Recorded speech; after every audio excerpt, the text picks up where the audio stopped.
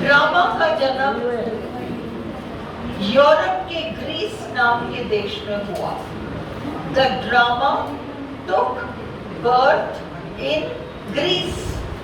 यूनान में ड्रामा का जन्म हुआ।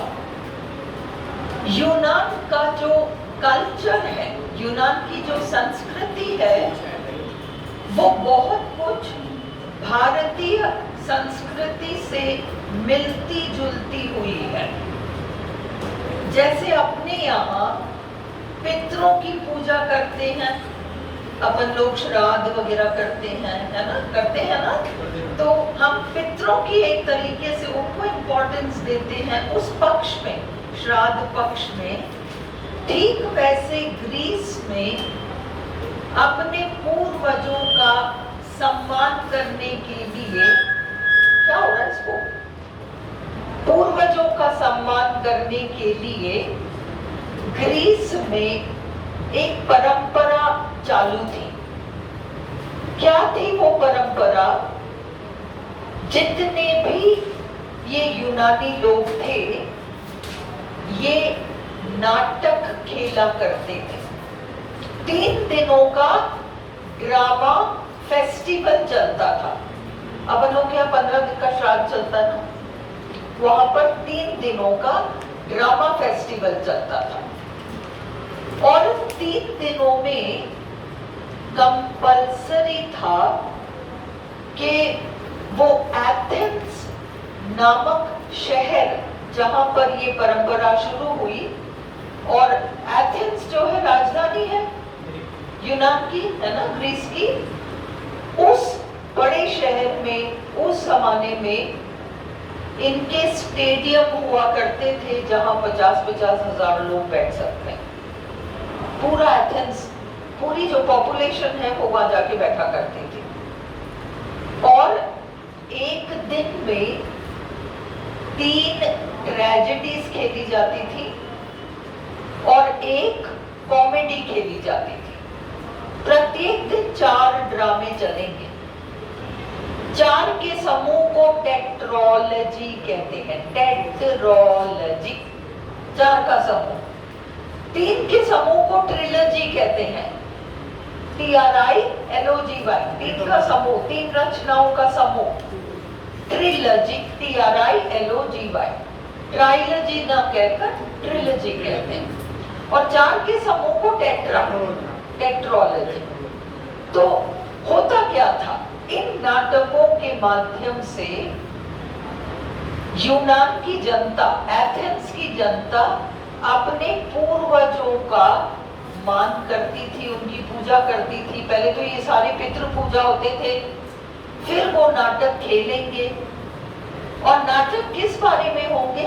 घर परिवार में चलने वाले कलह, क्लेश, झगड़े, इन सब को लेकर, क्योंकि हर परिवार के इतिहास में ऐसे झगड़े होते हैं। ऐसा कौन सा परिवार है जिसके इतिहास में झगड़े ना हो? और उन झगड़ों में कभी कभी उस जमाने में बहुत बुरे बुरे परिणाम हो जाते थे। किसी ने किसी का खून खच्चर कर दिया, क्या कर दिया, इस तरह की चीजें हो जाया करती थी। तो ऐसे विषयों के बारे में यूनान के लोग ड्रामे लिखते थे। ट्रेजेडीज बहुत ही भारी, बहुत इमोशनल, पता नहीं क्या क्या दिखाते थे। उन ट्रेजेडीज में पता नहीं क्या क्या दिखाते थे। कोई पत्नी अगर अपने पति से नाराज है, बदला लेना चाहती है, तो बच्चों को मार के उनका मीट पका के और हस्बैंड को खिला दी। ऐसे ऐसे नाटक, ट्रेजेडीज। तो हम कल्पना कर सकते हैं कि 3 दिन का ड्रामा फेस्टिवल चलेगा और प्रत्येक दिन 3 ट्रेजेडी होगी। और अगर अपन एक दिन में 3 ऐसे ट्रेजेडीज देखेंगे तो अपना हाल क्या हो जाएगा? बहुत बुरा हाल हो जाएगा अपना। 3 ऐसे नाटक, है ना। इसलिए 3 तो ऐसी ट्रेजेडीज होती थी, और चौथी जो होती थी वो ऊट-पटांग बेहूदी मजाक वाली कॉमेडी होती थी। कोई सिर पैर नहीं, कोई कहानी नहीं, केवल बैठ के हंसते रहो बस। ताकि वो जो गुबार भर गया ना 3 ट्रेजेडीज को देखने के बाद वो हल्का हो जाए। इस कारण से वो 4th प्ले खेला करते थे, उसको सैटिर कहते थे, सैटायर नहीं, सैटायर नहीं, SATYR, सैटिर प्ले। क्या होता था सैटिर प्ले? सैटिर एक्चुअली जैसे मरमेड्स होते हैं ना, आधे मनुष्य आधे मछली, वैसे सैटिर्स होते थे आधे मनुष्य आधे बकरे, है ना। तो ये लोग ये कैरेक्टर्स होते थे उन प्लेस के, और बहुत उटपटांग और बहुत इस तरह की मजाक होती थी जिससे कि व्यक्ति अपने उस दुख को भूल जाए। और ये 3 दिन तक चलता था। दूसरे दिन फिर 3 ट्रेजेडीज और एक कॉमेडी, और तीसरे दिन फिर 3 ट्रेजेडीज और एक कॉमेडी, यही चलता रहता था। और इन ट्रेजेडीज को तब ट्रेजेडी का नाम नहीं देते थे। उस जमाने में ट्रेजेडी को गोट सॉन्ग कहते थे, वो बकरों वाला गीत, गोट सॉन्ग, GOAT, गोट, बकरा, गोट सॉन्ग। क्या होता है गोट सॉन्ग?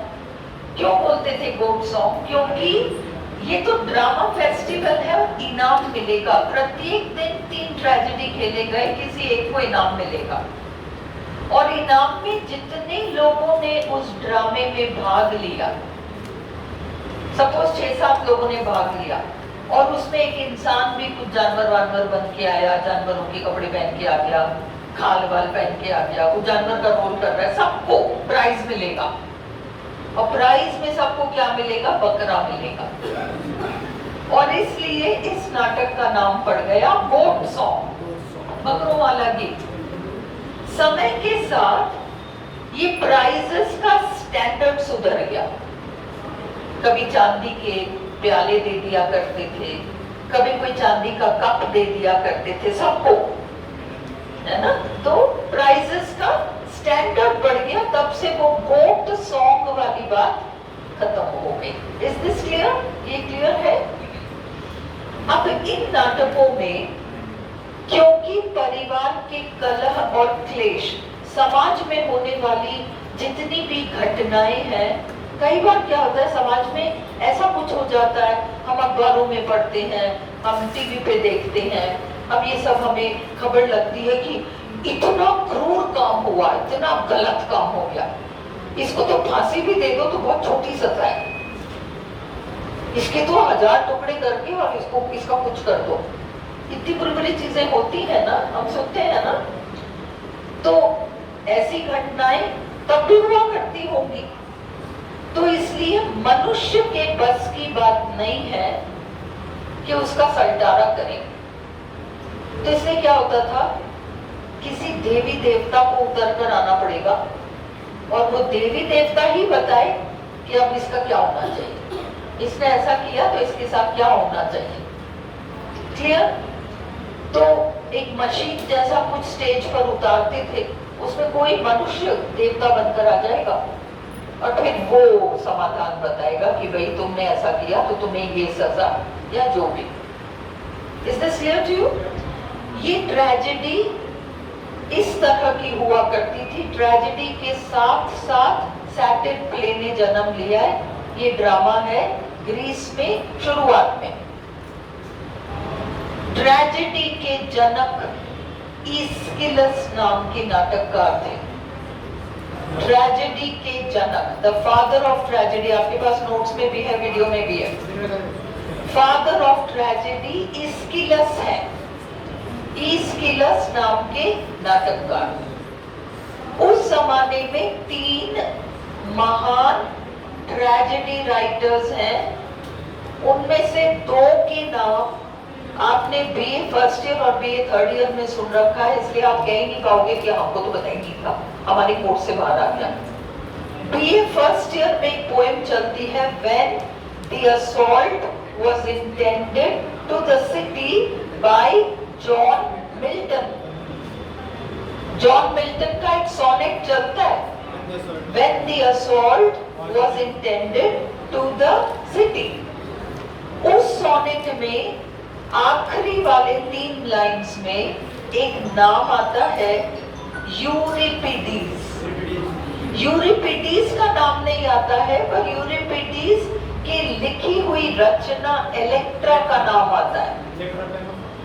इलेक्ट्रा नाम की रचना जो कि ट्रेजेडी है, उसका नाम आता है। बीए फर्स्ट ईयर की बात है, ये सोनेट जॉन मिल्टन की है। तो इलेक्ट्रा नाम के रचना के रचयिता यूरिपिडीज थे, वो उन तीन में से एक थे। ईस्किलस, फिर दूसरा सोफोक्लिस। ईस्किलस उम्र में सबसे बड़े, फिर सोफोक्लिस, फिर यूरिपिडीज। सोफोक्लिस का नाम कहाँ आता है? बीए फाइनल में डोवर बीच नाम के पोएम में मैथ्यू आर्नल्ड ने नाम लिया है। सोफोक्लिस एजेंसी के किनारे खड़े होकर और वो समुद्र की आवाज को सुनते थे, दुख भरी आवाज को, तो सोफोक्लिस का नाम आया है। तो तीन नाम है, ईस्किलस, सोफोक्लिस और यूरिपिडीज। ये दो तो आपको जस्ट नाम पता होना चाहिए, यूरिपिडीज और सोफोक्लिस।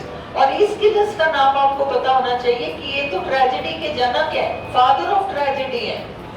तो ये तीन, ठीक है। ये तो रहा आपका ये उस समय का। उस समय के ड्रामा में सूत्रधार नाम का एक कैरेक्टर होता था, या कैरेक्टर्स के समूह, जिसको इंग्लिश में कोरस कहते हैं। CHORUS, coarse. कोरस कौन होता है? कोरस सूत्रधार होता है। सूत्रधार का काम क्या होता है? सूत्रधार तीन चीजें करता है। सूत्रधार कोरस तीन काम करता है। सूत्रधार या कोरस एक व्यक्ति हो सकता है, 4-5 लोगों का समूह भी हो सकता है। वो 4-5 लोगों का समूह भी कोरस कहलाएगा और अकेला एक व्यक्ति भी कोरस कहलाएगा। Is this clear? अब ये जो कोरस है, ये तीन काम करते थे उस जमाने में। सारा मैंने नोट्स में दे रखा है तुमको, अलग से मत लिखो। कोरस तीन काम करते थे। कौन से तीन काम करते थे? अब इसको समझने के लिए हम चलते हैं अपने बॉलीवुड के फिल्म्स की तरफ।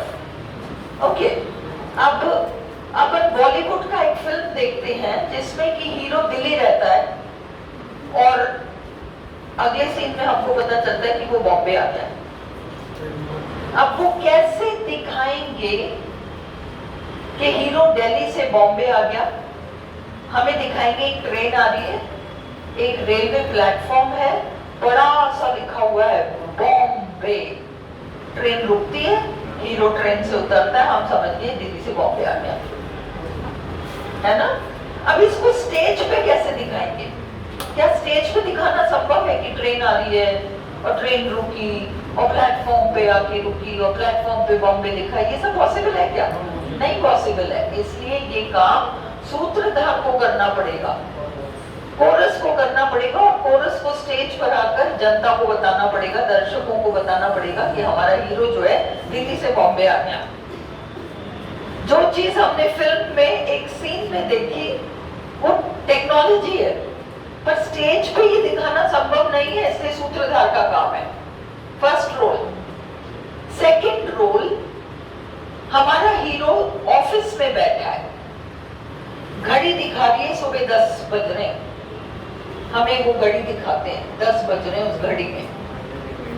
5 मिनट बाद हमें वापस घड़ी दिखाते हैं, वहां शाम के 5 बज रहे हैं, और वो अपना बोरिया बिस्तर बांध के वो निकलने की तैयारी में हीरो।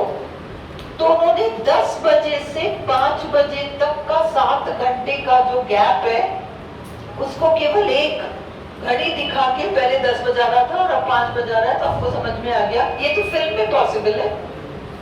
तुम स्टेज पे कैसे दिखाओगे कि व्यक्ति यहाँ ऑफिस में बैठा है, ऊपर उसके सिर के ऊपर घड़ी लगी है और वो अभी तो 10 बजा रही थी और अभी 5 बजा रही है? ये सब दिखाना पॉसिबल नहीं है। स्टेज पर बहुत सारी लिमिटेशंस होती हैं, बंदिशें होती हैं, जिसकी वजह से कुछ चीजें पॉसिबल नहीं होती। अब ये सूत्रधार आके कहेगा कि अब 5 बज गए और अब हमारा हीरो घर जाने की तैयारी कर रहा है। क्लियर? ये भी सूत्रधार का काम है। पैसेज ऑफ, देखो सूत्रधार क्या करता है, change of place, change of place, स्थान परिवर्तन की सूचना कोरस देता था। समय परिवर्तन की सूचना कोरस देता था। तीसरा क्या करता था, अब हमारा हीरो अपने दफ्तर में बैठा है और लैपटॉप या टेबल पे कुछ काम कर रहा है और सडनली अगले सीन में दिखाते हैं एक सुंदर सा रोमांटिक सा बगीचा और उसमें एक पेड़ है और उसके आसपास हीरो और हीरोइन गाना गा के घूम रहे हैं। अंडरस्टूड? और फिर 5 मिनट बाद वापस दिखाएंगे कि हमारा हीरो लैपटॉप लेके टेबल पे बैठा है। तो हम समझ गए कि ये इमेजिन कर रहा था, ये सच नहीं है, सचमुच ऐसा कुछ नहीं हुआ, ये तो कल्पना कर रहा था। उस कल्पना को फिल्म में दिखाना पॉसिबल है। क्या उसे स्टेज पर दिखा सकते हो कि वो यहाँ टेबल पे बैठा और आप पेड़ के आसपास चक्कर काट रहा है? Can that be shown? नहीं ना, ये सूत्रधार का काम है। तो बेसिकली कोरस 3 चीजें करेगी, change of place, change of time and imagination का रोल, ये तीनों चीजें कोरस करेगी। क्लियर? अब ये ग्रीक ड्रामा वाला जो फर्स्ट स्टेज है हमारा खत्म हो गया, जो मैंने फर्स्ट डे आपको समझाया था वो खत्म हो गया। अब हम डे 2 पर आते हैं, जो हमने नोट्स लिखे हैं उसमें समझने वाली चीजें बहुत है। और आप लोग में से जो एमए फाइनल कर रहे हो, आपके लिए ये वाली क्लास इसलिए यूजफुल है क्योंकि मैं बहुत ब्रीफ में आपको एरिस्टोटल, बहुत ही ब्रीफ में, क्योंकि एरिस्टोटल को समझे बगैर आप ड्रामा नहीं समझ सकते। क्लियर? अब तो इस बात को समझो कि अरस्तु नाम का एक फिलोसोफर आया, अरस्तु नाम का एक फिलोसोफर आया ग्रीस में। अरस्तु से पहले अफलातून आ गए थे, प्लेटो, और प्लेटो से भी पहले सुकरात आ गए थे, सोक्रेटिस। अरे गाना बंद करो, मैं बहुत क्या करूं इसका। चलो, तो सबसे पहले तो सोक्रेटिस आए, सोक्रेटिस के बाद प्लेटो आए और प्लेटो के बाद आए एरिस्टोटल। और एरिस्टोटल ने एक किताब लिखी जिसका नाम है पोएटिक्स। सेमीफाइनल वाले पोएटिक्स एरिस्टोटल की किताब है। और उस द पोएटिक्स, उस पोएटिक्स पे एरिस्टोटल ने ड्रामा को लेकर, विशेष रूप से ट्रेजेडी को लेकर बहुत सारी बातें समझाई। आज भी हम 21वीं शताब्दी में हैं, अगर किसी ड्रामा का, ट्रेजेडी का मूल्यांकन करना होगा तो सबसे पहले एरिस्टोटल ने जो नियम बताए थे उन नियमों पर ये नाटक कितना खरा उतरता है ये देखा जाएगा। कितना खरा उतरता है ये देखो। अंडरस्टूड? तो एरिस्टोटल की ड्रामा की किताब है, ड्रामेटिक थ्योरी की, और इसको जाने बगैर पार नहीं पड़ेगा, हमें जानना होगा, है ना। तो ये जो है उनकी बुक है द पोएटिक्स। क्यों लिखा एरिस्टोटल ने पोएटिक्स? क्या जरूरत थी उनको लिखने की? उनके गुरु थे अफलातून, प्लेटो बहुत पहुंचे हुए व्यक्ति, और ना केवल बहुत पहुंचे हुए व्यक्ति, आज के जमाने में the greatest philosopher of the world Plato को माना जाता है। एरिस्टोटल बाद में प्लेटो को माना जाता है। ये अफलातून कहा करते थे कि, पहले तो कहा करते थे कि जो कवि होता है ना, कवि में नाटककार भी आ गया। पोएट्री का मतलब ग्रीस में Jack and Jill went up the hill to fetch a pail of water नहीं है, तुकबंदी वाली कविता नहीं है। पोएट्री का मतलब कोई भी चीज जो कल्पना के साथ लिखी जाती है, भले वो निबंध हो, भले उपन्यास हो, भले कुछ ही हो, कल्पना होना चाहिए, वो पोएट्री कहलाएगी। पहले प्लेटो ने कहा कि कवि एक विचित्र प्राणी होता है, इसके दिमाग में ईश्वर आके बसते हैं, तभी तो इतनी सुंदर कविताएं लिख पाता है। बहुत ही, ये तो बहुत उठा हुआ प्राणी है। क्या हुआ, प्लेटो ने किताब लिखी द रिपब्लिक, द रिपब्लिक नाम की उन्होंने किताब लिखी। उस रिपब्लिक नाम की किताब के 10वें चैप्टर में उन्होंने लिखा, और रिपब्लिक क्या था कि एक आदर्श राज्य कैसा होना चाहिए। सौरभ बात करो, है ना, एक अच्छा राज्य कैसा होना चाहिए, एक अच्छे राज्य में राजा कैसा होना चाहिए, एक अच्छे राज्य की प्रजा कैसी होनी चाहिए, अच्छे राज्य में किस तरह के लोगों को निवास करना चाहिए, अच्छे राज्य में क्या क्या पढ़ाना लिखाना चाहिए, क्या मनोरंजन के साधन होने चाहिए। और ये मत भूलें आप कि हम उस राज्य की बात कर रहे हैं जहां पर एथेंस नाम के शहर में ड्रामा, आप जनता हो, अपन सब जनता है, वहां नाटक खेला जा रहा है, हमको टिकट खरीद के नाटक देखने जाना पड़ेगा। अपन कहते मेरे पास तो पैसे नहीं है, सरकार कहेगी कोई बात नहीं, मैं पास बना के तुम्हें दे रहा हूँ, नाटक तो देखने आना पड़ेगा, घर नहीं बैठ सकते, नाटक देखना कंपल्सरी है। जहां इतनी सख्ती हो नाटक वगैरह देखने की, वहां प्लेटो कह रहे हैं कि 10वें उसमें, पहले उन्होंने कहा था कि कवि के दिमाग में तो भगवान आकर बसते हैं, तब जाके इतना शानदार वो लिखता है। और उसी अफलातून ने अपने रिपब्लिक नाम के बुक के 10वें चैप्टर में लिखा कि एक आदर्श राज्य में किस तरह के लोगों को रहना चाहिए। उसने कहा कौन को रहना चाहिए नहीं रहना चाहिए वो सब छोड़ो, ये कवियों को, नाटककारों को और कलाकारों को, चित्रकारों को, इन सब को घर घर से पकड़ पकड़ कर निकालो और इन सबको भगाओ, इनको नहीं रहना चाहिए, बाकी कोई भी रहो, इनको नहीं रहना चाहिए। अब अरस्तु उनके विद्यार्थी थे, उनके विद्यार्थी थे और बहुत अच्छे विद्यार्थियों में से थे। उन्होंने कहा कि आप पहले तो ऐसे कहते थे, आज आप कह रहे हो कि इनको ढूंढ ढूंढ के भगाओ, तो ऐसा क्यों कह रहे हो। तो अफलातून ने जवाब दिया कि देखो, भगवान के दिमाग में संसार की कल्पना थी, वो परफेक्ट थी, भगवान के दिमाग में थी, भगवान के दिमाग में थी। फिर दुनिया बनी, अब वो दुनिया जो बन गई वो वैसी नहीं थी जैसे भगवान ने कल्पना की, उसे 19 थी, 19 थी। दुनिया बन गई पर वो 19 रही। अभी चित्रकार और कलाकार आके क्या करते हैं, ये पहले जेरोक्स कॉपी है उस दुनिया की, वही है ओरिजिनल जो दिमाग में है, उसकी जेरोक्स कॉपी है ये दुनिया। और ये कवि और चित्रकार आते हैं और इस दुनिया को देखकर इसके बारे में जेरोक्स कॉपी और निकालते हैं और कहते हैं हमने तो नाटक लिखा है। तो ये दुनिया ही झूठ है, सच तो भगवान के दिमाग में थी जो बनी नहीं। ये झूठ है, ये परछाई है, और इस परछाई की भी परछाई वो कवि का साहित्य है। किस काम का वो साहित्य, ये ड्रामा वामा और ये सब बेकार है, लिटरेचर बेकार है, कवि चित्रकार ड्रामेटिस्ट जिसको भी वो लोग पूजा करते थे वो सब बेकार बता दिया अफलातून ने। और उन्होंने समझा के कहा कि देखो, दिमाग में एक हाथी है, समझ लो, हाथी ने कल्पना की एक पलंग की, हाथी ने कल्पना की एक पलंग की, और जो कल्पना की बिल्कुल वैसी पलंग नहीं बनी। पलंग बनी तो सही पर बिल्कुल वैसी पलंग नहीं बनी, थोड़ी 19 रह गई। अब सोचो कि इस पलंग पे कम से कम ये टेढ़ी बनी, आड़ी बनी, कैसे भी बनी, इस पे तो सो तो सकते हैं। अब सोचो कि एक चित्रकार आता है और इस पलंग की पेंटिंग बना देता है, वो पलंग तुम्हारे काम की है क्या?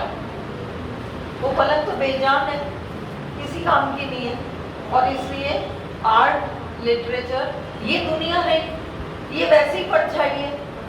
इस दुनिया को तुम कागज के उस पे, किताबों के पन्नों में बेजान रूप से तुम दुनिया को देख रहे हो, किताबों में वो तो बेकार है, वो दुनिया किसी काम की है ही, वो तो परछाई की भी परछाई है।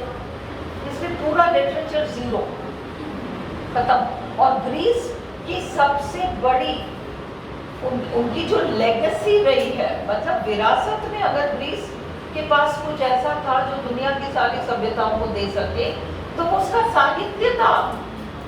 और ये अफलातून आके ऐसे बोल गए कि तो जीरो करो, ये तो बिल्कुल बिना किसी काम के तो उठा के फेंको इसको, और इन कवियों को और इन सबको ढूंढ ढूंढ के बाहर फेंको, क्योंकि ये लोग इंसान की बुद्धि को गुमराह करेंगे और इंसान को अपने विवेक से काम लेना चाहिए, कल्पना की तरफ तो जाना ही नहीं चाहिए। ऐसा कह के उन्होंने वो कर दिया, जीरो बता दिया। अरस्तु आए, अरस्तु को ये बात समझ में नहीं आई। अब हम ड्रामा पर आ रहे हैं, पर बिना प्लेटो को समझे आप ड्रामा नहीं समझ सकते। अरस्तु ने कहा माना मैंने माना कि भगवान के दिमाग में संसार की योजना थी, बेस्ट थी, वही सच है, माना। ये भी माना कि जो संसार बन गया ये 19 रह गया, ये भी मैंने माना।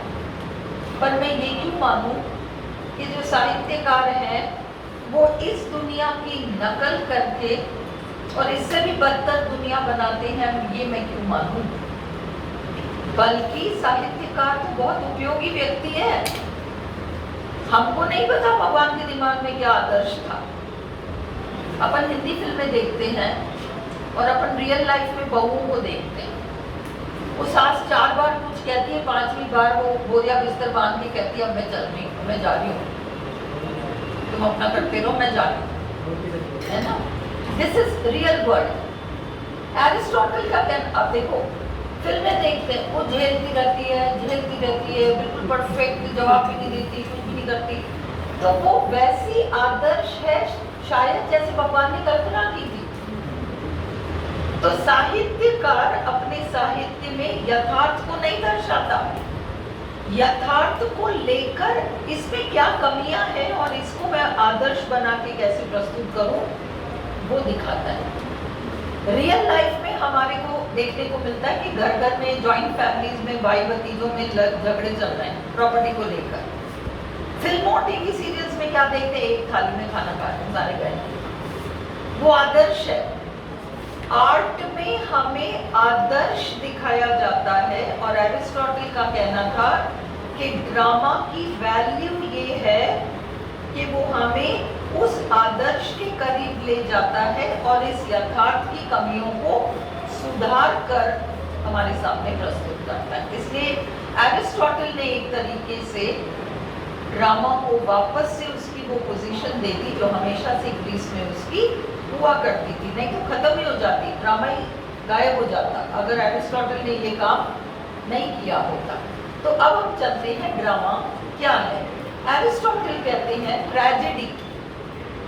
ड्रामा 3 तरीके का आप मान सकते हो, एक तो है ट्रेजेडी, एक है आपका कॉमेडी, और तीसरा जिसे हम महाकाव्य कहते हैं, एपिक है, उसे स्टेज पर खेला तो नहीं जा सकता पर उसे बांचा जा सकता है, नरेट किया जा सकता है। तो उन्होंने ट्रेजेडी और कॉमेडी की बात की और कॉमेडी की बहुत कम बात की, उन्होंने ट्रेजेडी की बात की। आपको ट्रेजेडी कॉमेडी बहुत अच्छी तरह से आना होगा क्योंकि BA पार्ट 2 में दोनों चलती है। लिटरेरी टर्म्स में आपकी आयरनी चलती है, आपकी कॉमेडी चलती है, आपका प्लॉट चलता है, आपका सोलिलोक्वी चलता है, आपका ट्रेजेडी चलता है, आपका सब कुछ चलता है। इसलिए आप कह ही नहीं सकते कि अपन इसको ऊपर से करके चलेंगे तो हम कहीं गड़बड़ कर देंगे, इसके डिटेल में करना पड़ेगा। ठीक है, हाँ, जितना करते हैं उतना काफी है। तो अब एरिस्टोटल ने एक किताब लिखी, द पोएटिक्स, जिसके 45 पेजेस हैं। 45 पेजेस को 26 चैप्टर्स में डिवाइड किया। 45 पेजेस की किताब है, 26 चैप्टर्स हैं। इसका मतलब 1.5 पेज का लगभग एक चैप्टर है ना, गागर में सागर वाली बात है। और उन्होंने ट्रेजेडी की परिभाषा बताते हुए हमें कहा है कि ट्रेजेडी एक ऐसा नाटक होता है जिसमें कि व्यक्ति के अंदर पता नहीं क्या क्या भरा हुआ रहता है, वो जीवन निकालता है, पता नहीं क्या क्या देखता है, क्या सुनता है, क्या होता है उसके अंदर, सब कुछ है, और वो सब भरता रहता है। और हम कभी भी उस समाज के उस अकॉर्डिंग हम छोटे बच्चों की तरह हर जगह रोते गाते नहीं हैं। जैसे जैसे हम बड़े होते हैं हम रोना गाना बंद कर देते हैं। पर जब हम एक ड्रामा हॉल में या सिनेमा हॉल में किसी ट्रेजेडी को देख रहे होते हैं, तब हम अपने आंसुओं को रोक नहीं पाते, अपने इमोशंस को फील करने से रोक नहीं पाते।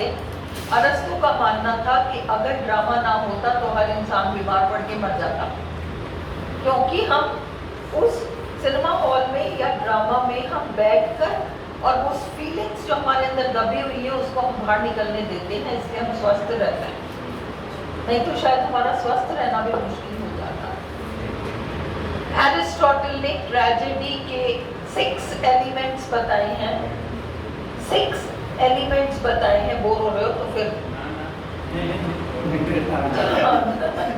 तो समझना पड़ेगा भाई। अचानक देखो उनकी मर्जी है। 6 एलिमेंट्स में से किसी एक एलिमेंट को वो इंग्लिश वो ग्रीक नाम देके और कहते हैं इसका इंग्लिश नाम बता दो, तो फिर बाद में अपन पछताए। इससे अच्छा है कि अपन पूरा पढ़ के जाओ। हाँ, वो खराब है, फिर अपनी सारी मेहनत बेकार हो जाएगी। और अब लिटरेचर का इतना सारा कंटेंट और बढ़ दिया, तो फिर ग्रामर हम कितनी मजबूती से करें, अगर लिटरेचर हमारा कमजोर रह जाएगा तो वो हमारे लिए रिस्क है, इसलिए तुमको करना पड़ेगा। और उनको पता है कि देखो किसी भी कॉम्पिटिटिव एग्जाम में आजकल उनको ऐसे प्रश्न ढूंढने हैं जो कि विद्यार्थी जवाब ना दे सके, क्योंकि इतनी भीड़ है। एक अनाज 100 बीमार वाली हालत है ना, तो इसलिए तुमको सबसे ज्यादा फुल मेहनत करके जाना है, फिर उनको जो पूछना उनको पूछना है। तो अब 6 एलिमेंट्स है ट्रेजेडी के, और मैं नोट्स करा देती हूँ, कराते कराते तुम्हें समझाती हूँ, तो शायद समझ में आ जाएगा, नहीं तो सत्यनारायण कथा की तरह चलती रहेगी। तुम नोट्स निकाल लो, मैं तुम्हें समझाती हूँ। डे 2 वाला, डे 1 तो मैं समझा चुकी हूँ, डे 1, डे 2 मुझे दे दो। किसके पास है? हाँ, कोई भी एक जना दे दो। सौरभ तुम्हारे पास नहीं है क्या? किसके पास है?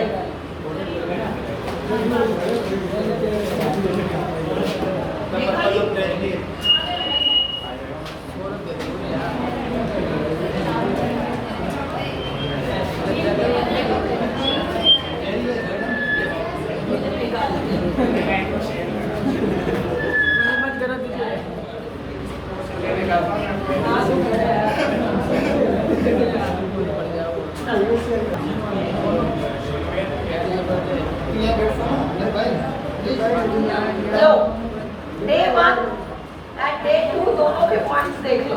जो लोग छुट्टी पे थे उनका भी फायदा हो जाएगा। डे 1 और डे 2 दोनों के पॉइंट्स देख लो। A drama is a literary composition. Drama एक साहित्यिक रचना है that tells a story, जो कि कहानी सुनाती है usually of human conflict, सामान्यतः मनुष्य के आपसी वो जो मनमुटाव, मुठभेड़, झगड़े, कॉन्फ्लिक्ट, संघर्ष, द्वंद्व, इनके बारे में by means of dialogue। और ड्रामा में डायलॉग बाजी होती है, पहले कोई कुछ कहता है फिर दूसरा कोई कुछ कहता है। एंड एक्शन, संवाद, and action to be performed by actors. ये मोस्ट इम्पॉर्टेंट है, क्योंकि महाकाव्य में तो वाचना है, नरेशन, और ड्रामा में एक्शन है, स्टेज पर दिखाया जाता है।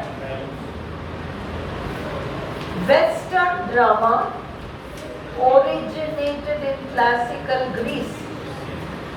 पश्चिम में ड्रामा शास्त्रीय युग, क्लासिकल एज, 500 BC से 330 BC तक क्लासिकल एज माना जाता है। तुम्हें ये सब कोई नहीं पूछेगा। उस काल में क्लासिकल एज याद रखो, उस काल में ग्रीस में ड्रामा ने जन्म लिया। वेस्टर्न ड्रामा ओरिजिनेटेड, शुरुआत होना, in classical Greece. The two famous masks of drama, ये लोग क्या करते थे, मुखौटे पहनकर ड्रामा किया करते थे। ट्रेजेडी के मुखौटे अलग होते थे और कॉमेडी के मुखौटे अलग किस्म के होते थे। The two famous masks, मुखौटे of drama are comedy and tragedy. Thalia was the muse of comedy. जैसे अपन लोग कहते हैं ना सरस्वती है ना, लर्निंग की देवी है हमारे लिए, वैसे थैलिया उन लोगों के लिए, मेलपोमिन और थैलिया 9 देवियां उनकी। पेंटिंग की कोई कला है, फिर वास्तुकला की कोई देवी है, पेंटिंग की कोई देवी है, संगीत की कोई देवी है, महाकाव्यों की कोई देवी है, ट्रेजेडी की कोई देवी है, कॉमेडी की कोई देवी है, ऐसी 9 देवियां। थैलिया नाम की देवी कॉमेडी की देवी है। म्यूज यानी प्रेरणा देने वाली देवी, म्यूज यानी प्रेरणा देने वाली देवी, है ना। और आप नहीं कह सकते म्यूज को, थोड़ी पूछेंगे हमसे, क्योंकि बीए फर्स्ट ईयर में when the assault was intended to the city में मिल्टन कविता की देवी से गुजारिश करते हैं, म्यूज का नाम आया, कहते हैं कि सिपाहियों से कहते हैं इस घर को मत तोड़ो, इसमें मैं थोड़ी रहता हूँ, इसमें तो कविता की वो देवी रहती है, म्यूज वो रहती है यहाँ। तो आप कैसे कह सकते हो कि ये तो हमारे सिलेबस में नहीं है और इतना थोड़ी कुछ भी पूछ सकते हैं। तुम्हारे फर्स्ट ईयर सेकेंड ईयर में काफ़ी सारी चीज़ें कोई पूछना चाहे तो, है ना। और बीए का सिलेबस तो आपको आना ही चाहिए, एमए का ना आए कोई बात नहीं। इसलिए Thalia was the muse of comedy, Melpomene was the muse of tragedy. Melpomene was the muse of tragedy. In ancient Greece, पुराने यूनान में drama festivals were held in the city of Athens. Athens शहर में drama festivals खेले जाते थे।